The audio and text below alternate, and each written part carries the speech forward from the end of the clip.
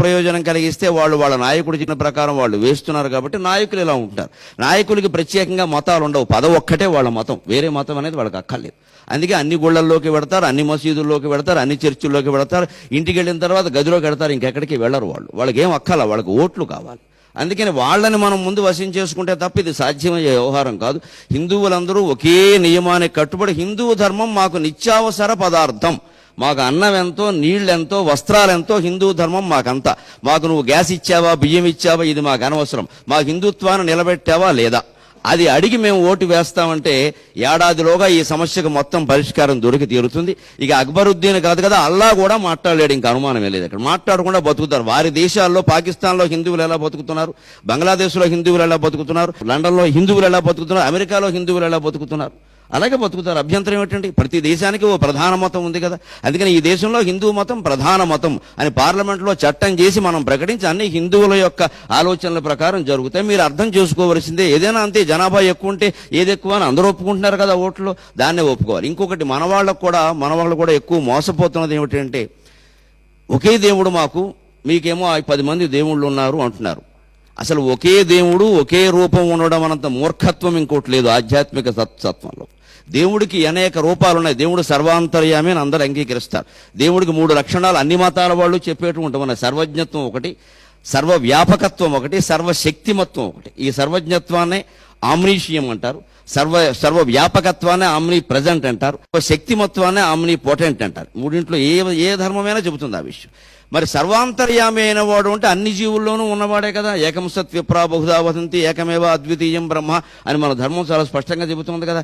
మరి ఆ దేవుడు ఎవడైనా, వాళ్ళు చెప్పేవాడు ఎవడైనా ఒకడే అయి ఉంటే ఎంతమంది దేవుళ్ళు ఎందుకు? నేను ప్రశ్నించారు కాబట్టి నేను ప్రశ్నిస్తున్నాను, లేదా మా హృదయం అది కాదు, మేము అలా మాట్లాడడం అసలు. కానీ అంటే ఒకడే దేవుడు, ఒకే రూపం ఉండి ఆ రూపమే, ఆ పేరే, ఇంకో పేరు పలకద్దు, అదే రూపము అనేది మిగిలిన వాళ్ళు ఎవరు దేవుళ్ళు కాదు కదా. ఆ దేవుడు ఒక్కచోటే ఉండి ఒక రూపంతోనే ఉంటే వాడు దేవుడే కాదు, దెయ్యం అవుతాడు ఖచ్చితంగా. ఒక చోట ఉండేవి దెయ్యాలు, అన్ని చోట్ల ఉండేవి దేవుళ్ళు. హిందువుల నమ్మకం అన్ని చోట్ల ఉంటాడు దేవుడు, హిందువుల దేవుడు మాత్రమే దేవుడు, అనుమానం ఏమీ లేదు. అన్ని చోట్ల ఉంటే దేవుడు అంటారు తప్ప ఒక చోట ఉంటే దేవుడు అనరు దాన్ని. అంచేత ఒకే దేవుడు అనే భావనే తప్పు. హిందువులు ఎవరు ఆ పిచ్చిలో పడకూడదు అసలు. మనం పూజిస్తున్నది ఒకే దేవుడిని అనేక రూపాల్లో పూజిస్తున్నాం తప్ప ఎంతో మంది దేవుళ్ళను మనం ఆరాధన చేయటం. భాద్రపద మాసం అంతా వినాయకుడికి 9 రోజులు పూజలు చేశాం. ఆశ్వీజ మాసం వెంటనే వచ్చింది, వాళ్ళ అమ్మగారికి 10 రోజులు పూజలు చేశాం, దసరా అని. తర్వాత కార్తీకం వచ్చింది, కుటుంబాన్ని పోషించే వాళ్ళ నాన్నగారికి నెలంతా చేశాం. ఇప్పుడు ధనుర్మాసం వాళ్ళ మేనమామ విష్ణుమూర్తికి చేస్తున్నాం, మనం ఏం బాధపడట్లా. రేపు సంక్రాంతి పండుగ వస్తే సూర్యారాధన చేస్తాం, రథసప్తం వస్తే సూర్యారాధన చేస్తాం, శ్రీరామనవమి వస్తే శ్రీరాముడిని ఆరాధిస్తాం. ఇన్ని రకాలుగా చేస్తూ కూడా ఎక్కడ హిందువు తన విశ్వాసాన్ని కోల్పోవడం లేదు. అంచేత వాళ్ళ బలహీనత ఏమిటంటే, ఇతర మతాల వాళ్ళకి పక్కకు ఆలోచిస్తే మనం మర్చిపోతామేమో, కోల్పోతామేమో అంటే నీ మతంలో ఉండే బలహీనత అంతా తెలుస్తూనేమో స్పష్టంగా.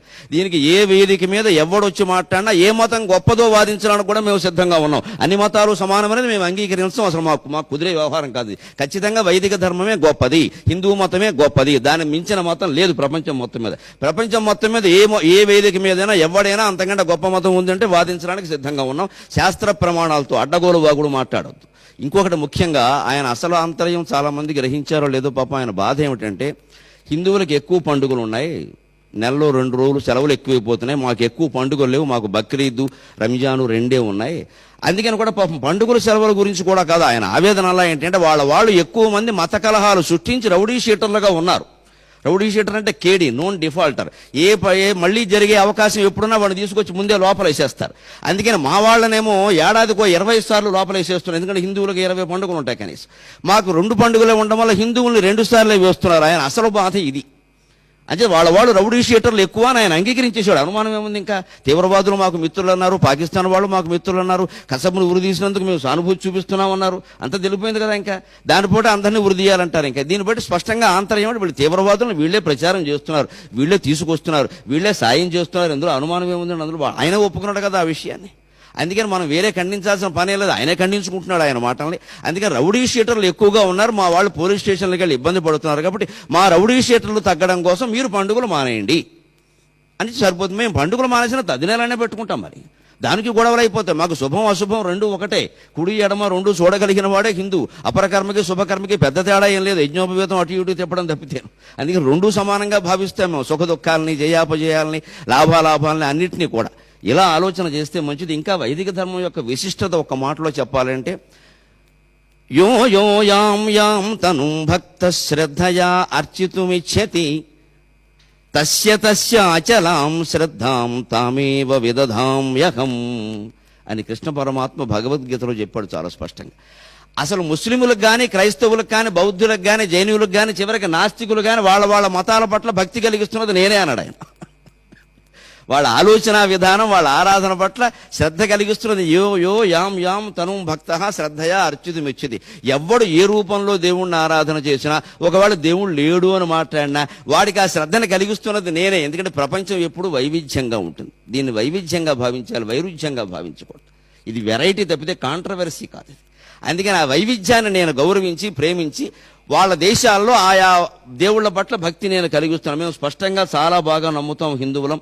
ఇక్కడ రాముడు అవతరించినట్టే అక్కడ క్రీస్తు అవతరించాడు, ఇంకో చోట ప్రవక్త అవతరించాడు. మేము స్పష్టంగా నమ్ముతాం ఆ విషయాన్ని. బుద్ధుడు అలాగే అవతరించాడు. మాకేమీ ఇందులో ఇబ్బంది ఏమీ లేదు ఆ విషయం. వారెవరూ దేవుళ్ళు కాదని మేము అనడం లేదు. కానీ వాడొక్కడే దేవుడు, వీళ్ళెవరో కాదు అంటే మాత్రం ఉరికిన వ్యవహారం లేదు. చిట్ట చివరిగా ఒక్క మాట, సకనముహ ఇందవ ప్రకృతి, సకనముహ ఇందవ ప్రకృతి, శౌర్యము చాలియు శౌర్యము కల్గియు అల్పబుద్ధులన్ సకనముగా భరించితిమి. సకనముహ ఇందవ ప్రకృతి, శౌర్యము కల్గియు అల్పబుద్ధులన్ సకనముగా భరించితిమి. అల్పబుద్ధులన్ సకనముగా భరించితిమి. సర్వమెరింగిన వారమౌట. హిందువు అనేవాడు సర్వజ్ఞుడు. ఒక్క భగవంతుని గురించి తెలిస్తే ఇంకేం తెలుసుకోవలసిన అవసరం లేదని మేము